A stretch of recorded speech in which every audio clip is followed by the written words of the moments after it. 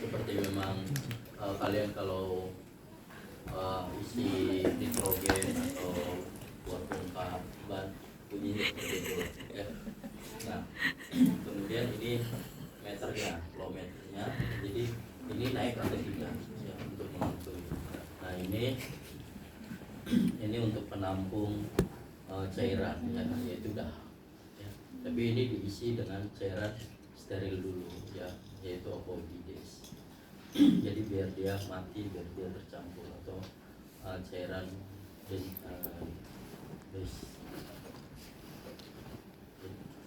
desinfektan di sini ditaruh. Kemudian ini selang ya, selang untuk kita masukkan, kita salurkan nanti pakai selang suction ya, karena nanti dia akan mengalir ya terus sampai ke sini kita. Nah ini yang disebut namanya selang suction ya. Jadi selang suction itu macam-macam ya. Ada yang dewasa, ada yang anak-anak. Ini kalau yang dewasa kalau nggak salah ukurannya 16 sampai 18 ya. Ukurannya. Kalau anak-anak itu ada yang bergantung, ada yang 5, ada yang 10, ada yang 12. Nah ini yang disebut selang suction. Nanti selang suction ini disambungkan di sini. Ini sebagai penutup. Seperti ini. Jadi ini yang nanti akan kita masukkan ke hidung atau ke mulutnya untuk membersihkan dahak atau sekutu ya, yang tidak keluar. Biasanya ini digunakan pada pasien-pasien yang penurunan kesadaran. Nah ini sifatnya ini steril ya. Ini sifatnya steril, jadi ya harus hati-hati ya. Walaupun memang ini kotor, tapi ini sifatnya steril. Karena habis selesai pun ini disterilkan. Kemudian handscoon ya. Handscoonnya handscoon steril ya. Kemudian ini perlak ya, handuk ya. Kita pakai yang namanya barcode ya, jadi buat di sini. Kemudian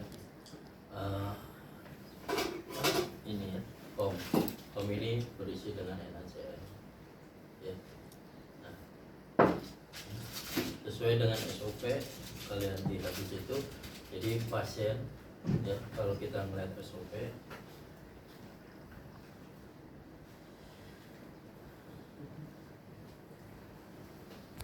terpengisap ya, ini atau yang disebut namanya kateter ya, atau yang disebut namanya selang suction ya. Mesin, nah ini mesin pengisapnya, bak instrumen. Kemudian biasanya bak instrumen ini juga memang untuk mengisap area tracheostomi, jadi yang di sini yang dilubangkan. Jadi pakai suction itu tergantung ya, jadi bisa dari mulut, dari hidung atau dari trachea yang dilubangkan. Tracheostomi itu ada nggak sih? Lihatnya nanti. Kalau misalnya pasiennya sadar untuk pengisapan oral ya mulut, dia harus posisinya adalah semi. Kalau pasiennya tidak sadar ya berbaring, jadi tidur seperti ini. Kemudian menempatkan handuk ya, ini handuk di bawah dagu. Kemudian menghubungkan satu ujung selang.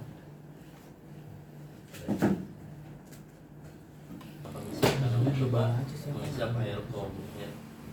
Buka mulut ya. Kalau memangnya pasiennya tidak sadarkan diri, biasanya kita dibantu dengan tong spatol.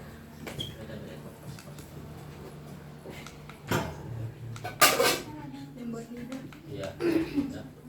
Itu tong spatol.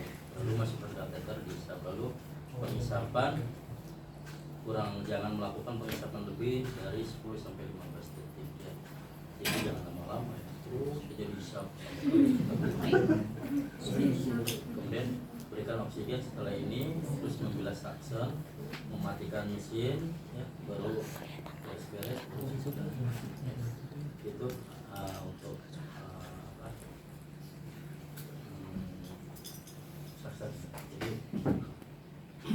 sebelum kalian ini siapkan. Jadi anggaplah ini pasiennya adalah semipolar. Kalau pasiennya sadar, kalau nggak sadar pasiennya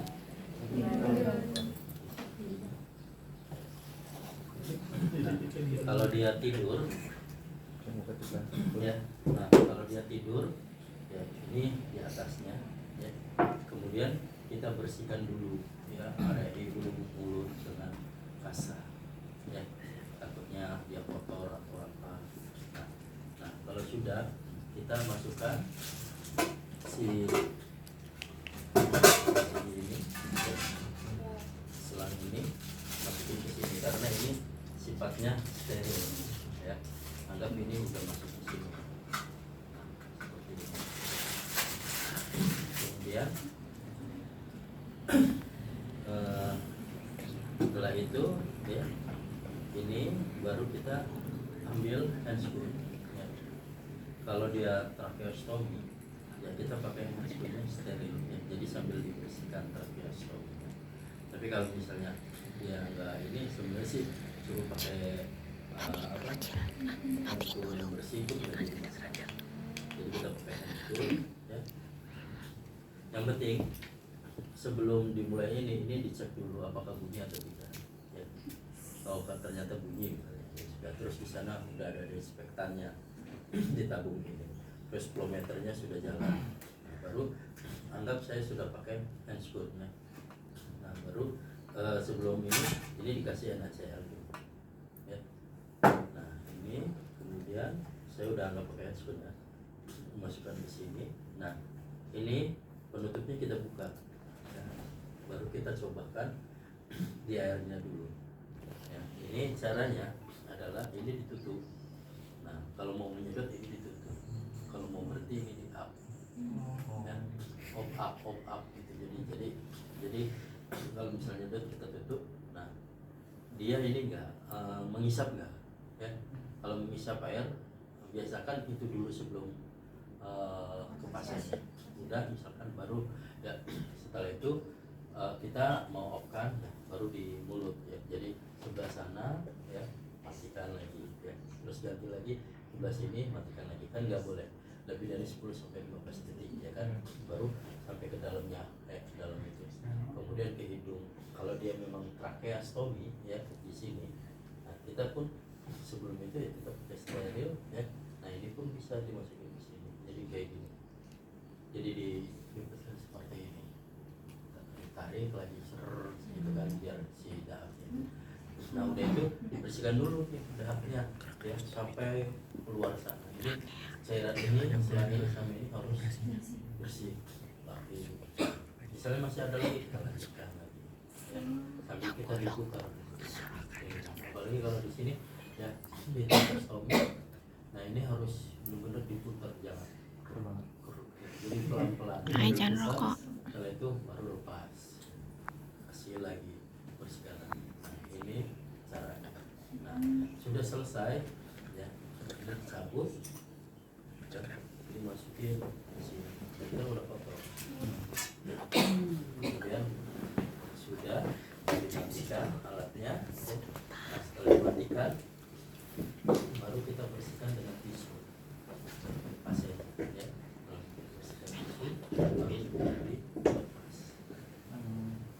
Jadi jangan sesering mungkin saksen itu kurang lebih dari 10 sampai 15 menit, itu nanti iritasi. Kemudian kita bisa dengarkan lagi stetoskop juga apakah masih ada dahaknya tidak. Ya biasanya pasien-pasien dengan gangguan penurunan kesadaran biasanya ya itu setiap mungkin 2 jam sekali, 3 jam sekali itu harus dibuang lendirnya atau tahapnya yang karena dia tidak bisa mengeluarkan keluar sendiri ya, terkait tentang ya itu saksen ya. Jadi siapkan. Kemudian oh ya satu lagi kita jangan lupa ya pakai barcode karena takutnya muncrat ke kita itu kan kita nggak tahu itu infeksi atau tidak ya, tetap APD itu harus dicek.